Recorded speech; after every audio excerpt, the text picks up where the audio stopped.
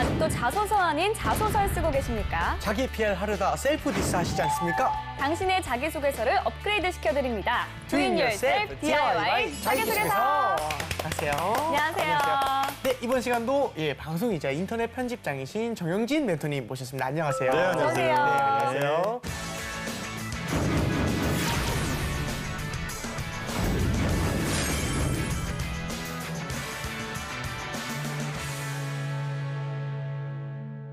자, 오늘의 첫 순서는 취업준비생들이 꼭 알아야 할 시간입니다. 이름하여 자소서 핫트렌드. 네, 오늘의 자소서 핫트렌드입니다. 먼저 화면을 한번 만나볼까요? 네. 오, 내 이력서를 돌려주세요. 이력서를 돌려받을 수 있나요? 이게 이력서를 내면 끝 아닌 건가요? 그러니까요. 네. 어떤 얘기인지 제가 한번 폐기 읽어볼게요. 처분인 줄 알았는데. 네. 네. 지난달 20일 취업 포털 인크루트에서 공개한 채용서류 반환제 관련 설문조사 결과를 보면 채용서류 반환에 대한 구직자들의 요구를 알 수 있었습니다.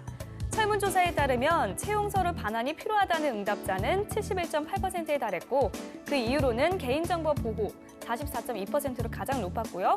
또 서류 발급에 드는 시간, 비용 단축과 지원 기록을 남기고 싶지 않다는 의견이 그 뒤를 이었습니다. 야, 세상에 사실 이력서 낼 때는 그 이력서만 내는 게 아니라 증명서들 있지 않습니까? 어학증명서, 뭐 아니면 졸업증명서 여러 가지 증명서가 있는데 이거 증명서 발급할 때마다 또 발급비가 들어가요. 그렇죠? 네. 제일 중요한 거는 한 곳만 넣는 게 아니라 30곳 여러 가량, 군데를 넣으니까요. 거의 뭐 통계를 봤을 때 30곳 정도 든다고 들었거든요.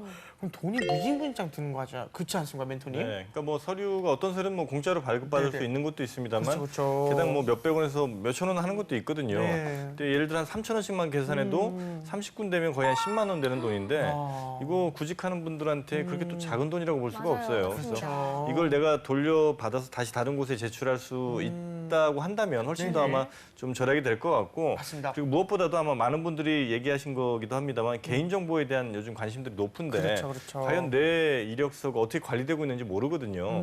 내 주민등록번호라든지 뭐 세밀한 무슨 내 정보가 들어있는 종이들이 그냥 뭐 폐기 처분된다든지 네. 뭐 제대로 폐기도 하지 않고 그냥 막 어디 이렇게 돌아다니거나 이면지를 쓰이거나 한다면 굉장히 그 마음 아픈 일일 수 있죠. 그렇죠. 그래서 이 채용 서류 반환제가 작년 1월부터 시작이 됐습니다. 네. 그래서 채용 절차의 공정화에 관한 법률에 따라서 탈락한 입사 지원자들에게 채용 시 받았던 서류를 돌려주게 돼 있는데 네네. 많은 기업들이 보면 채용 시 제출한 서류는 뭐 반환되지 않습니다. 이런 네. 거 써놓은 네. 회사들도 적지 않거든요. 맞아요. 하지만 이렇게 하더라도 네. 만약 구직자가 요구를 한다면 이제 돌려받을 수 있는 이런 이제 길이 열렸다라고 볼 수 있는 거죠. 그렇죠. 여러분 꼭 아셔야 되는 게 그 채용에 떨어진 응시자들이 이제 다시 반환 신청을 하지 않습니까? 이때 안 돌려주시면 기업들 분들께서도 아셔야 되는 게 그 500만 원의 벌금이 주어진다고 합니다. 오. 그러니까 꼭 돌려달라면 돌려주셔야 될 것 같습니다.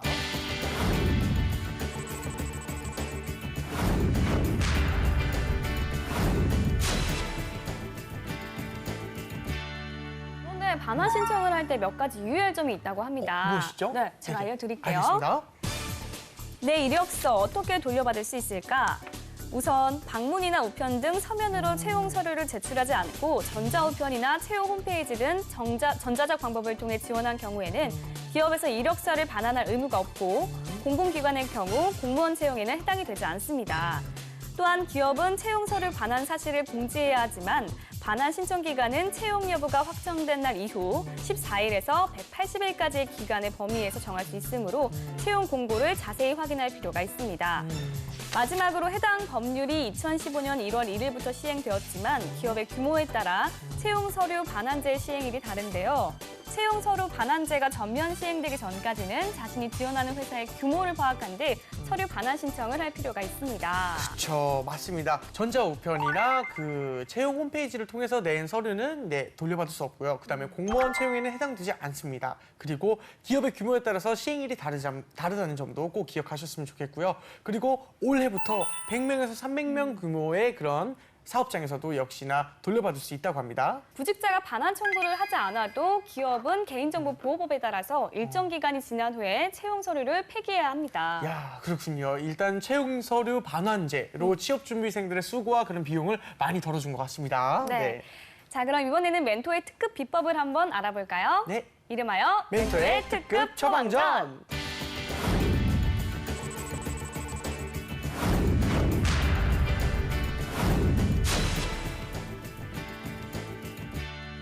네, 정영진 멘토님 네. 오늘은 어떤 처방전을 갖고 나오셨는지 궁금합니다. 글쓰기가 결국 이제 자기소개서도 네. 글쓰기이긴 한데 그쵸, 그쵸. 글쓰기의 가장 스페셜리스트라고 한다면 역시 그 작가. 왜냐면 그게 이제 직업인 네네. 분들일 테니까요. 그래서 그러시죠. 이 작가들의 글쓰기 습관을 오늘 한번 좀 알아볼까 합니다.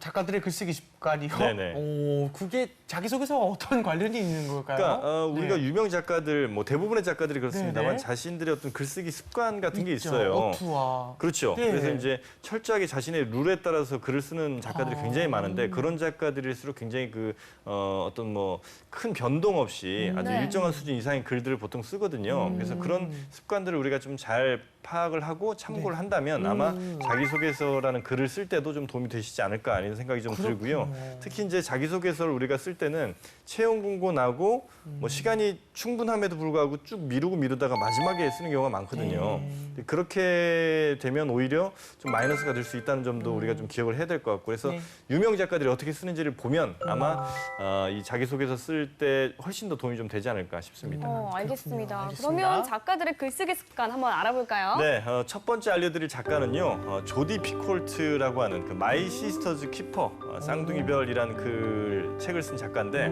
책 내용 그렇습니다. 백혈병에 걸린 언니를 치료하기 위해서 유전자 조작으로 태어난 동생이 자신의 권리 또 존재를 찾아가는 과정을 그린 소설인데, 이건 이제 영화로도 나온 그런 소설이고요. 특히 이제 이 소설의 작가는 어떤 상황에서도 글은 반드시 써야 된다 이런 이제 이야기를 하기도 했습니다. 네. 제가 한번 읽어볼게요. 예. 작가가 글길이 막힌다는 건 있을 수 없는 일이에요. 학교에 다닐 땐 숙제를 하다가 막히면 제출 전날까지 밤을 새워 해결했잖아요. 중략, 기한 내 써야 할 글이 있으면 군말 없이 앉아서 써야 해요. 매일 좋은 글을 쓸 수는 없지만 마음에 안 드는 부분은 고칠 수 있죠. 쓰지도 않은 글을 고칠 수는 없는 노릇이잖아요. 그렇군요. 일단 저 말이 일단 글을 미리미리 써둬라. 그러면 언젠가는 이제 수정을 할 수 있으니까 그런 습관을 이제 일단 미리 쓰는 습관을 들여라. 이런 뜻인 것 같습니다. 네. 이력서 쓸 때 왜 한 번에 몰아서 쓰는 그쵸, 분들 그쵸. 있잖아요. 맞아요. 근데 그렇게 쓰게 되면 수정도 어렵고 또 맞아요. 전달하고 싶은 내용을 제대로 전달하기도 어렵게 되는 것 같아요. 그렇죠, 그렇죠. 특히 이제 그 이력서 받을 때 가장 화나는 경우가 뭐냐면 다른 회사 이름 쓰는 경우거든요. 그렇죠. 기본이 완전 기본 중에 틀린 건데. 기본인데. 네. 근데 그런 실수들이 어디서 나오냐면 바로 이 몰아서 쓰는. 네. 그러니까 다른 데서 썼던 거를 이렇게 컨트롤 C, 컨트롤 V 하면서 네네. 복사하다가 이런 일들이 많이 좀 생기는데 네. 미리미리 좀 써놓으면 훨씬 더 수정을 할 만한 내가 체크할 만한 시간이 충분히 좀 있다는 거고요. 이런 미리미리 쓰는 습관 반드시 좀 들여야 될 것 같고 또 다른 작가의 어떤 작가 글쓰기 습관도 한번 좀 네네. 살펴보도록 네, 하겠습니다. 알겠습니다. 한번 볼까요? 네, 새벽 5시 반에 일어나서 오전 8시까지 글을 씁니다. 집에서 아침을 먹고 10시까지 다시 글을 씁니다. 마을을 몇 블록 산책하고 심부름도 하고 시립 수영장에 가서 30분 정도 수영을 하고 11시 45분에 집으로 돌아와요. 보니까 굉장히 시간 개념이 철저하신 분인 것 같습니다. 새벽 5시 반에 일어나서 오전 8시 글 쓰고 그다음에 아침 먹고 10시까지 다시 글 쓰고 예, 대단하신 것 같네요. 네. 저렇게 딱딱 사시는 거 보면. 이 커트 보네커트가 이제 자동 피아노, 뭐 고양이 요람 네. 같은 풍자적 에세이를 많이 쓴 작가이기도 한데 이런 습관을 가진 작가가 뭐 해외에만 있는 건 아니고요. 우리나라도 많이 있습니다. 그렇죠. 마당 깊은 집을 쓴 김원일이라는 작가도 아침 9시부터 오전 11시까지 정확하게 2시간을 씁니다. 그렇군요. 그리고 매일매일 원고지 10장을 반드시 씁니다. 와. 그러니까 이런 것들, 그러니까 10장을 딱 채우면 더 이상 쓰질 않아요. 그러니까 그분의 습관은 매일매일 원고지 10장을 딱 쓰는 거예요. 그러니까 그런 것들을 우리가 좀 참고할 필요가 분명히 좀 있죠. 네, 이렇게 매일매일 지키기도 굉장히 어려울 텐데 그 네. 노력이 정말 대단한 것 같아요. 그리고 이제 일본의 무라카미 하루키라는 아주 유명한 아주 또 유명한. 작가가 있죠. 네. 전 세계 베스트셀러 작가이기도 네. 한데 이분의 책을 보면 그러니까 네. 보통 어떤 유명한 작가들은 뭐 한두 권으로 유명해지기도 하지만 네네. 이 하루키 같은 경우는 네. 어마어마하게 또 글을 많이 써요. 네. 에세이도 많이 쓰고 뭐 네네네. 장편도 많이 쓰고 네. 연재소설도 쓰는데 이런 정말 전 세계의 어떤 뭐 하루키 신드롬을 일으킬 만한 그쵸. 이런 이제 대작가임에도 불구하고 네네. 좀 게을러질 법 함에도 불구하고 네네. 네. 아주 하루키만의 굉장히 그 철저한 습관이 또 있었다고 합니다. 혹시 하루키는 그럼 어떤 습관이 있길래 한번 살펴봐 주시겠습니까? 네. 그 한번 화면으로 같이 한번 네네. 확인해 보시죠. 새벽 4시에 일어나 대여섯 시간 동안 글을 씁니다. 오후에는 마라톤을 뛰고 수영을 해요. 우와. 책을 조금 읽고 음악을 조금 들어요. 그리고 9시에 잠이 듭니다. 저는 이런 일상을 매일 반복해요. 어떤 변화도 주지 않습니다. 중략. 이런 일상을 반복하는 데는 상당한 정신력과 체력이 필요합니다.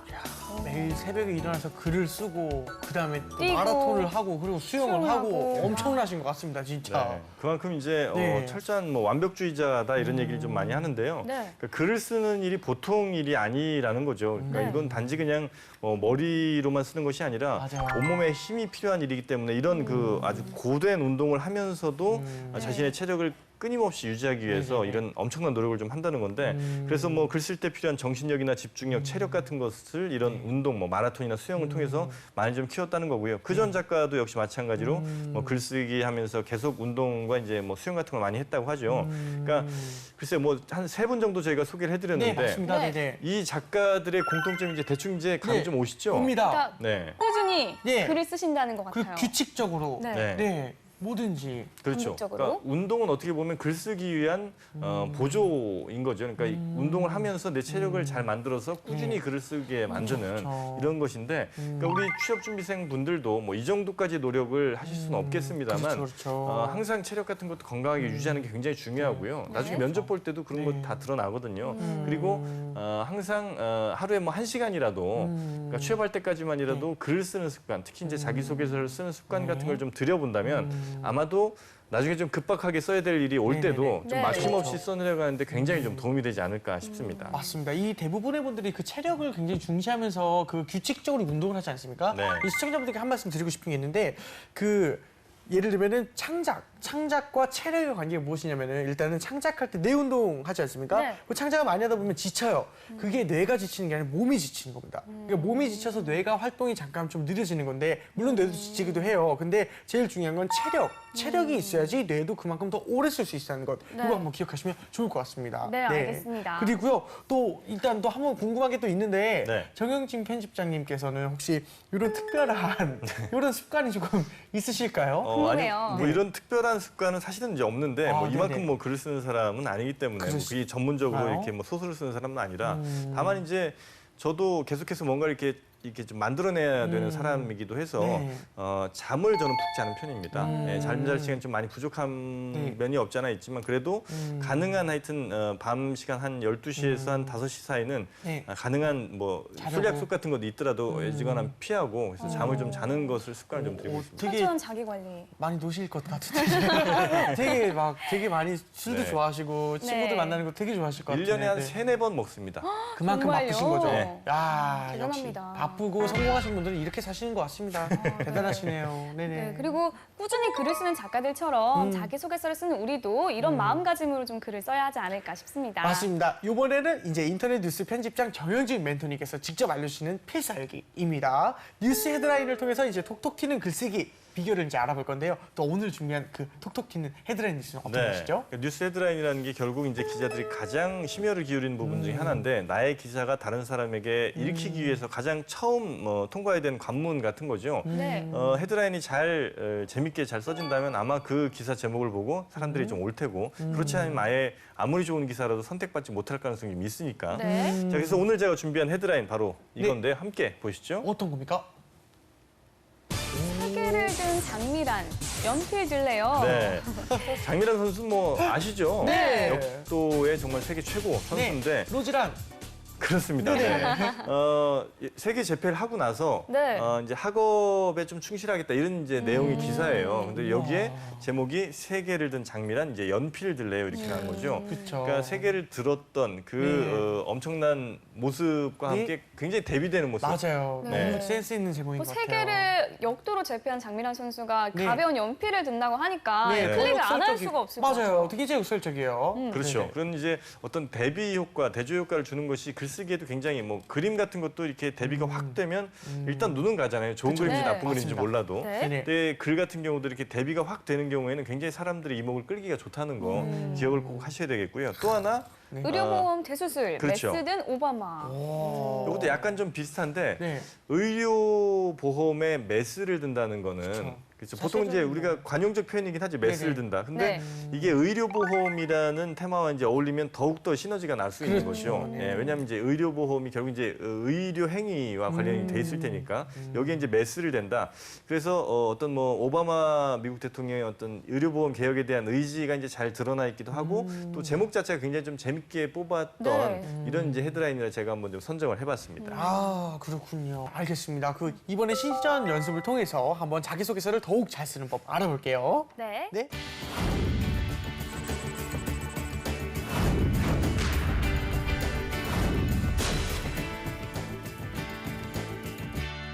자, 지금 보시는 이 내용은 네. 취업 준비생이 쓴 자기소개서를 일부 발췌한 내용입니다. 그렇군요. 제가 그 내용 한번 읽어볼게요. 네. 인생을 통해 이루고픈 꿈 100가지 중에 한 가지, 현대건설. 군 시절 틈나는 대로 인생을 통해 이루고 싶은 꿈 100가지를 작성한 바 있습니다. 현재 25개를 수행해왔고 26번째 미션이 바로 꿈의 회사, 현대건설에 입사하는 것이었습니다. 꿈을 실현하고자 2년 동안 회사에 대한 정보를 빠짐없이 공부했습니다. 이 결과로 현대건설 관련 스크랩 자료만 3,000장, 관련 논문 50개 이상을 읽는 열정을 들였습니다.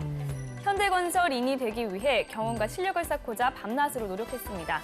세계 10대 건설사 진입에 초석이 되는 인재가 되겠습니다. 이 보니까 뭐 지원 노크를 적은 것 같은데 네. 이제 타이틀 보니까 나쁜 것 같지는 않아요. 근데 개인적으로는 저의 그 개인적인 가치관은 네. 100가지 중에 한 가지가 현대건설. 누군가에겐 10가지 중에 한 가지일 수 있고 누군가한테는 한 가지밖에 안 되는 굉장히 소중한 목표일 수도 있는데 100가지 중에 한 가지다. 저는 조금 아쉽긴 하거든요. 네. 선생님 어떠십니까? 비슷한 거 저도 느껴요. 그러니까 오, 인생을 통해 이루고픈 꿈이 네네. 100가지인데 네. 그중에 이제 25개는 했다는 거고요. 네네. 26번째가 현대건설 입사라는 건데 그렇죠. 너무 작아 보여요. 그러니까 회사 맞아요. 입장에서는 그렇죠. 네. 그러니까 예를 들어서 내 꿈이 뭐 분야가 한 세네 가지가 있는데 그중에 네. 뭐 한 직업과 관련해서 한 10가지 중에 하나가 뭐 현대건설 입사라든지 뭐 이런 거라면 차라리 좀 괜찮을 텐데 네. 100가지 중에 한 가지라고 하면 회사 입장에서는 조금 기분이 나쁠 수 있을 그렇죠, 것 같아요. 이건 뭐 인간이니까 누구나. 네네네. 그리고 이제 좀 문제를 좀 삼고 싶은 부분은 네네. 맨 앞줄을 보면 네. 군 시절 틈나는 대로 인생을 통해 이루고 싶은 꿈 100가지를 작성한 바가 있습니다. 뭐 큰 문제가 없어 보이지만 네. 잘 보면요. 네. 이 틈나는 대로가 꿈 100가지를 뒤로 가는 게 훨씬 자연스러워요. 그래서 군 시절 인생을 통해 이루고 싶은 꿈 100가지를 뭐 틈나는 대로 작성한 바가 있습니다. 이렇게 바꾸는 게 좋은데 아. 이 말씀을 드린 이유 중에 하나는 뭐냐면 네네네. 이런 그 꾸민말 같은 것이 바로 네. 다음 말의 앞에 보통 오거든요. 네. 근데 꾸민말이 바로 다음이 아닌 그 다음쯤에 그러니까 꾸밀 말을 네. 위치하게 한다면 그러니까 꾸민말이 이 꾸밀 말과 훨씬 좀 거리가 떨어져 있으면 읽기가 어렵습니다. 맞아요. 한마디로. 네. 그러니까 아름다운 나의 눈에 비친 너의 뭐 모습이라고 치면 네네네. 아름다운 나의 눈을 수식하는 그렇죠. 너무 멀어요. 너의 모습을 수식하는 너의 모습일 거라고 생각하지만 네네네네. 이게 쉽지가 않거든요. 그러니까 역시 마찬가지로 읽는 사람이 편하게 읽을 수 있도록 이런 네. 그 문장의 구조 같은 거, 순서 같은 것도 좀 잘 배열할 필요가 좀 있는 것 같고요. 또 세계 10대 건설사 진입에 초석이 된 인재가 되겠습니다. 역시 네. 마찬가지로 큰 문제 없어 보이지만 네. 세계 10대 건설사 진입에 초석이 되는 인재가 되겠습니다. 주어는 결국 인재가 네. 온 거거든요. 네. 근데 건설사 진입의 초석인가요? 그러니까 이거 역시도 예. 뭐 예를 들면 현대건설이 세계 10대 건설사 진입에 초석이 되도록 뭐 네. 그 밑바탕이 되는 인재가 네. 되겠습니다. 이렇게 이제 그러니까 네. 두 문장을 하나로 합치는 형식인 것 같은데 아마 네네. 앞에 문장에 주어를 뺀 상태에서 이렇게 쓰니까 내가 지금 뭐 세계 10대 건설사 진입에 초석이 되는 인재가 된다는 말이 조금 이게 부자연스럽거든요. 이런 것도 네. 좀 고쳤으면 좋겠고 가장 큰 문제는 역시 그 100가지 중에 한 가지라는 것 하나랑 네네. 그다음에 현재 25개를 수행해 왔다고 했잖아요. 네네. 현재 25개를 수행해 왔으면 그중에 한두 개 정도는 소개를 좀 해줬으면 좋겠어요. 그러니까 내가 지금까지 수행해왔던 꿈이 뭔지 하나는 현대건설인 건 알겠어요. 그러면 네. 나머지 99가지가 도대체 뭔지를 모르겠거든요. 네. 그러니까 25개 중에 예를 들어 뭐 무슨 배낭여행이 됐든 아니면 뭐 내 손으로 만든 무슨 신발이 됐든 이런 거 한두 가지는 얘기를 해줘야 그래도 이런 것들을 했고 이제 이런 것들을 하겠다라는 걸 알 수 있을 텐데 그런 점이 좀 빠졌다는 거 이런 점들이 좀 가장 좀 아쉬운 부분이라면 아쉬운 부분이 그렇군요. 되겠습니다. 네. 네. 문장을 좀 더 매끄럽고 명확하게 쓸 필요가 있겠네요. 그렇죠. 네. 네. 알겠습니다. 자, 그러면 두 번째 네. 내용도 한번 살펴볼까요? 네네. 이번에는 재환 씨가 한번 읽어주세요. 제가 한번 읽어보겠습니다. 자, 영업 관련 책 발간을 통해 직장인 브랜드로 성장. 네. 직장인으로서 저희 목표는 바로 제가 맡은 영업 분야에서 대표 영업사원이라는 브랜드를 갖춘 것입니다. 이를 위해 향후 영업과 관련한 저희 노하우와 성공 사례가 담긴 책을 발간해보고 싶습니다. 어떻게 하면 고객 만족과 회사의 이익을 함께 고려하는 영업을 할 수 있을지 고민하겠습니다. 이를 바탕으로 철저한 기획과 추진력으로 영업 활동의 성과 창출은 물론 귀사의 성공 신화를 함께 만들어가는 영업사원이 되겠습니다. 이 영업에 관한 책을 쓰고 싶다는 좀 포부를 나타냈는데요. 그렇죠. 제가 봤을 때 이 제목도 조금 평범해 보이거든요. 그렇죠, 그렇죠. 멘토님이 보시기엔 어떠세요? 평범함을 떠나서 네, 저는 이 문장이 무슨 소리인지 하나도 알아들을 수가 없어요. 그렇죠. 영업 관련 책 발간을 통해 직장인 브랜드로 성장이. 맞아요. 그 문장부터 시작해서 끝날 때까지 제가 이해력이 대체로 딸리진 않을 거라고 생각을 그럼요. 하는데 절대 아니십니다. 네네. 무슨 얘기인지 뭘 하고 싶다는 건지도 전혀 모르겠고 일단 뭐 그냥 대표 영업사원이라는 브랜드를 갖춘다. 이게 무슨 말인지 모르겠습니다. 그러니까 아마도 뭐 대표 영업사원이 되고 싶다 이런 얘기인 것 같아요. 근데 말씀하신 것처럼 전혀 지금 무슨 소리인지를 알 수가 없게 써놓은 것 같고 영업 분야에서 대표 영업사원이라는 브랜드를 갖추는 것입니다. 네. 네. 그리고 그걸 위해서 네. 향후에 네. 영업과 관련된 책을 발간하고 싶습니다. 이게 작가를 해야죠. 영업 유일하게 책을 발간하고 싶으면. 저 네, 그리고 뭐 고민하겠습니다. 그리고 뭐 성공 신화를 함께 만들어가는 영업사원이 되겠습니다. 결국 네. 이제 마지막 그 성공 신화를 함께 만들어가는 영업사원이 되겠습니다가 이제 핵심 문장인 것 같은데, 네네. 그 앞줄에 있는 모든 글들이 굉장히 저는 읽기 힘들게 써놓은 네. 뭐 브랜드건 혹은 뭐 철저한 기획과 추진력으로 영업 활동의 성과 창출은 물론 이런 문장 자체가 굉장히 좀 거칠고 네. 그래서 이건 좀 더 많이 연습을 해야 그러니까 어떻게 고쳐야 되겠다는 말 하기조차 좀 힘들 정도로 네. 굉장히 기초적으로 좀 문제가 많다. 그렇죠. 혹시 그 두 네. 분들 네. 뭐 이런 내용이라고 치고 네네. 이런 내용으로 아마 좀 써보신다면 우리 네. 황보미 아나운서께서 음. 간단하게 뭐 제목을 그러니까 어렵게 막 멋있게 쓸 필요도 없어요 사실은. 그렇죠. 그러니까 이 내용을 함축적으로 한눈에 알아볼 수 있게만 써도 되거든요. 그러니까 아주 잘 쓰지 못한다면 적어도 보통 기본은 해야 되는 건데 네. 이 경우는 이제 기본보다 훨씬 좀 못 미쳤던 소개서였던 것 같고 그래서 두 분이 만약에 제목을 하나씩 뽑으신다면 어떻게 좀 뽑으시겠어요? 저는 사실 엄청 괜찮은 게 이게 내용이 이해가 힘들어서 생각은 네. 나진 않지만 네. 네. 누적 발간 부수 1위 그리고 영업의 바이블 황보미 이렇게 책 제목을 이렇게 쓰고 싶어요. 좋네. 누적 발간 부수 1위 네. 부수. 그리고 책 제목을 이렇게 쓰는 거죠. 네네. 영업의 바이블 황보미. 아주 좋은 것 같습니다. 아 정말요? 네. 멋있다.